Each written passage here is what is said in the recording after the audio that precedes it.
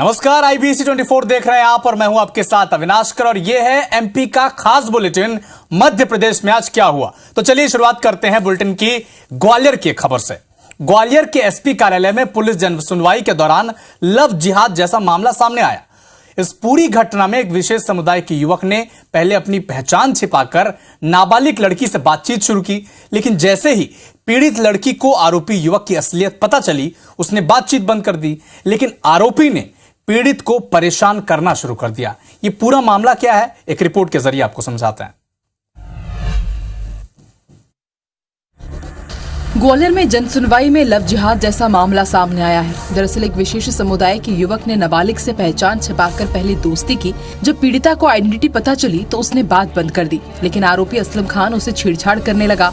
पीड़िता ने स्कूल जाना बंद कर दिया तो आरोपी ने सोशल मीडिया पर पीड़िता के भाई की जगह खुद की तस्वीर लगाकर बदनाम करने की कोशिश की। इतना ही नहीं, जब समझाने का प्रयास किया तो आरोपी ने लड़की के भाई से मारपीट भी कर दी। नाबालिग ने पुलिस से भी मदद मांगी, लेकिन 1 महीने तक कार्रवाई न होने पर पीड़िता ने अब एसपी से गुहार लगाई है। मुझसे बोलता मेरे से शादी का कर, मुझसे बोलता मेरे से शादी का कर। उसका नाम अरमान खान है। नहीं करेगी तो मैं तेरे भाई को जान से मार दूंगा, नहीं तो तुमको मैं यहाँ पे नहीं रहने दूंगा। उसके चाचा धमकी देते हैं। तो प्रकरण पंजीबद्ध हुआ है और आरोपी को गिरफ्तार करने के लिए भी बताया गया है, फेसबुक में किया, तो उस पर भी हम कार्रवाई करेंगे। मामले में पुलिस की बड़ी लापरवाही सामने आई है। पुलिस के एक्शन न लेने के कारण नाबालिग को स्कूल छोड़ना पड़ा। 1 महीने तक मानसिक प्रताड़ना झेलनी पड़ी। उम्मीद है एसपी सख्त कार्रवाई कर पीड़िता को राहत देंगे। ग्वालियर में रिश्तों को कलंकित करने का मामला सामने आया है। एक बदमाश, एक बददिमाग भाई ने न सिर्फ बहन बल्कि अपनी भांजी को भी अपनी हवस का शिकार बना डाला। पूरी कहानी इस रिपोर्ट में।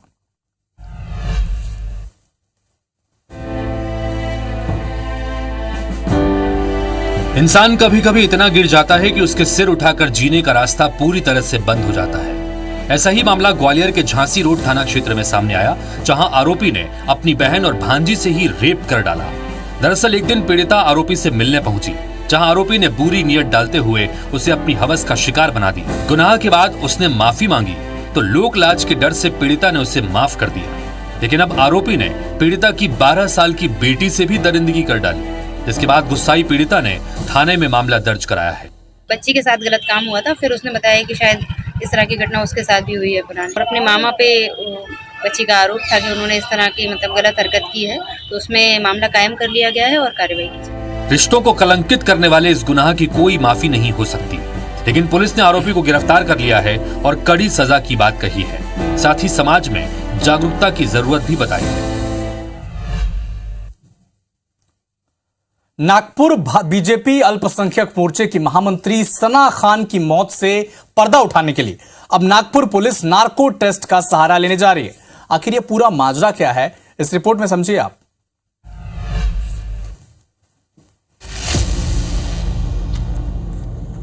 नागपुर भाजपा अल्पसंख्यक मोर्चे की महामंत्री सना खान की मौत से पर्दा उठाने के लिए अब नागपुर पुलिस नार्को टेस्ट करेगी। पुलिस का मानना है कि आरोपी अमित साहू के नार्को टेस्ट से सना खान की लाश ढूंढने में मदद मिलेगी। इसके लिए नागपुर पुलिस ने JMFC कोर्ट में आवेदन दिया है। अदालत से अनुमति मिलते ही नागपुर पुलिस आरोपी अमित साहू का नार्को टेस्ट कराएगी। बीते 2 अगस्त को बीजेपी महिला नेता सना खान नागपुर से जबलपुर आई थी, लेकिन उसके बाद सना अचानक रहस्यमय ढंग से गायब हो गई थी।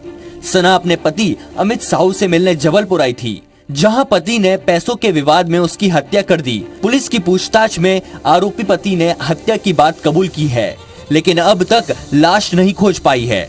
अब पुलिस ने नार्को टेस्ट का सहारा लेने का फैसला किया है, ताकि आरोपी के दिल में छिपे सना खान की लाश के बारे में पता लगाया जा सके।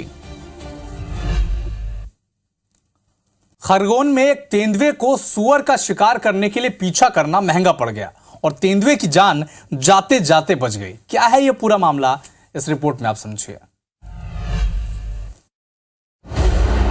खरगोन जिले के कसरावद वन क्षेत्र में सायता के पास एक किसान के खेत में कुएं में गिरे तेंदुए का 6 घंटे की कड़ी मशक्कत के बाद वन विभाग की टीम ने सफलतापूर्वक रेस्क्यू कर लिया है। एनिमल वेलफेयर सोसाइटी और फॉरेस्ट के कर्मचारियों ने पिंजरा डालकर तेंदुए का रेस्क्यू किया। खास बात यह रही कि तेंदुए को बिना बेहोश किए रेस्क्यू किया गया। तेंदुए को अब बड़वाह के जंगल में छोड़ा जाएगा। जो लेपर्ड है उसको रेस्क्यू कर लिया गया है, जो वाइल्ड पिग है उनको भी छोड़ दिया गया था। तो फॉरेस्ट की टीम को बधाई, और उनकी वजह से सक्सेसफुल रहा रेस्क्यू और कोई भी जनहानि नहीं हुई। तेंदुए के रेस्क्यू से पहले जंगली सुअर का भी रेस्क्यू कर उसे छोड़ दिया गया। जैसे हमको सूचना मिली हम लोग आ गए यहाँ पे, और सबसे पहले सुअर को रेस्क्यू किया हम लोगों ने, और उसके बाद पिंजरा बुला करके और पिंजरे में तेंदुए को रेस्क्यू किया। तेंदुआ जंगली सुअर के शिकार के चक्कर में कुएं में गिरा। किसान की सूचना के बाद प्रशासन की टीम ने रेस्क्यू ऑपरेशन चलाया। बीते 30 सालों से सरकारी फाइलों में कैद चंबल नदी से ग्वालियर पानी लाने की जो परियोजना है उसे फिर से हरी झंडी मिल गई है, और एमपी सरकार इसका चुनावी फायदा लेने में भी जुट गई है। सरकार आचार संहिता लागू होने से पहले इस प्रोजेक्ट का भूमि पूजन और शिलान्यास कराने की तैयारी में है।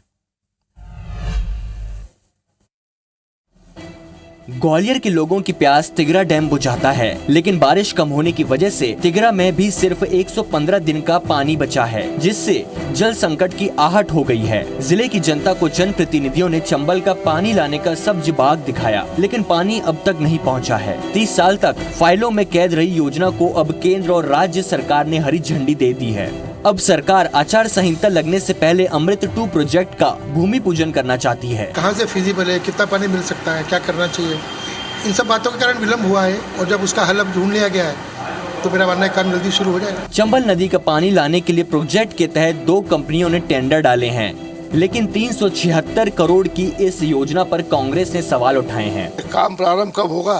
जो 25 साल से तुम नहीं कर रहे हो, और चुनाव को आज की जनता बड़ी समझदार है।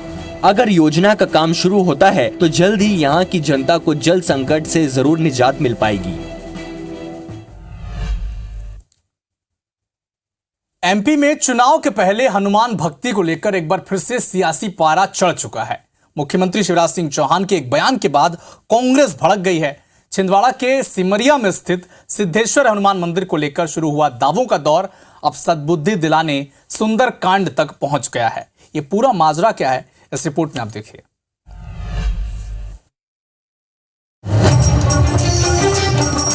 भोपाल और इंदौर में हनुमान चालीसा और सुंदर कांड पाठ की ये तस्वीरें मध्य प्रदेश में सत्ता के लिए भक्ति और सिद्धि की कहानी खुद कह रही है। कांग्रेस दफ्तर में हनुमत भक्ति की ये बयार तब बहने लगी जब एक बयान पर बवाल मचाना था। दरअसल छिंदवाड़ा के सिद्धेश्वर मंदिर में हनुमान जी की 101 फीट ऊंची प्रतिमा विराजमान है। पिछले दिनों मुख्यमंत्री शिवराज सिंह चौहान ने इस मंदिर को प्राचीन बताते हुए इसे कमलनाथ की ओर से बनवाए जाने की बात को नकार दिया था।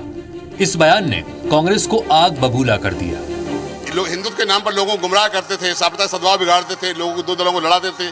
आज वो सारी चीजें खत्म हो चुकी है, क्योंकि आदरणीय कमलनाथ जी हनुमान भक्त हैं, धर्म के प्रति उनकी आस्था है, और धर्म का वातावरण होने से भारतीय जनता पार्टी को अपनी कुर्सी खिसकती नजर आ रही है, इसलिए इस तरह की बातें कर रहे हैं। कांग्रेस का दावा है कि ये मंदिर 1980 में पूर्व मुख्यमंत्री कमलनाथ ने बनवाया।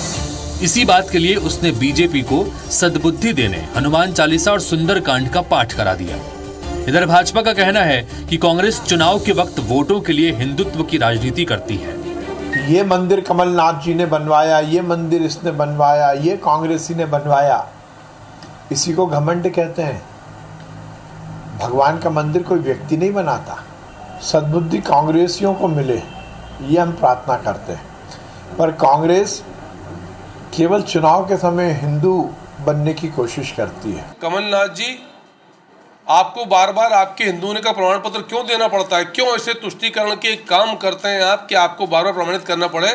इसलिए सब पाखंड है। मुख्यमंत्री जी ने किसी और संदर्भ में कुछ और कहा और कांग्रेस उसको कुछ और प्रस्तुत कर रही है, ये कांग्रेस के बौद्धिक दिवालेपन का प्रमाण है। मध्य प्रदेश में सॉफ्ट हिंदुत्व की सियासत उबाल पर है। भाजपा कांग्रेस में हिंदू हितैषी बनने की होड़ मची है। कर्नाटक के बाद एमपी में कांग्रेस सॉफ्ट हिंदुत्व की राह पर है। कांग्रेस ने बजरंग दल के जवाब में बजरंग सेना बनाई।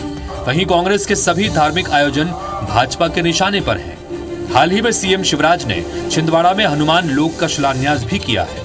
सियासी मैदान में कौन किसे सद्बुद्धि और कौन किसे सबक सिखाएगा, या फिर पवन पुत्र किसकी नैया पार लगाकर सत्ता तक पहुंचाएंगे, अभी कहना मुश्किल है। ब्रजेश जैन, IBC 24, भोपाल।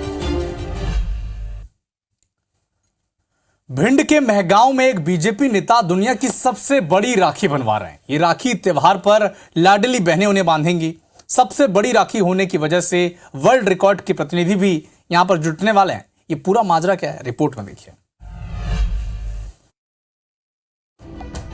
लाडली बहनों को लुभाने और उन्हें आकर्षित करने के लिए रक्षाबंधन पर भिंड के मेहगांव में एक अनोखी राखी तैयार की जा रही है। दरअसल बीजेपी नेता अशोक भारद्वाज कोटा, दिल्ली और ग्वालियर के कारीगरों से करीब 15 दिन से 1000 फीट की राखी बनवा रहे हैं। इस पर 25 फीट का गोलाकार फूल लगाया जा रहा है। ये राखी बना रहे हैं, 1000-12 फीट में राखी बन रही है। 24 घंटे हम लोगों को काम करवा रहे हैं यहाँ पे। राखी पर्व पर बहनें राखी बीजेपी नेता को बांधेंगी।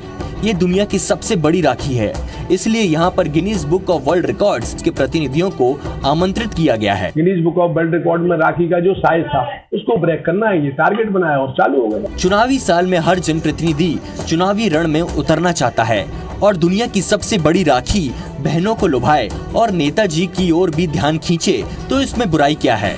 हो सकता है माननीय को टिकट मिल जाए और चुनाव में भी फायदा हो।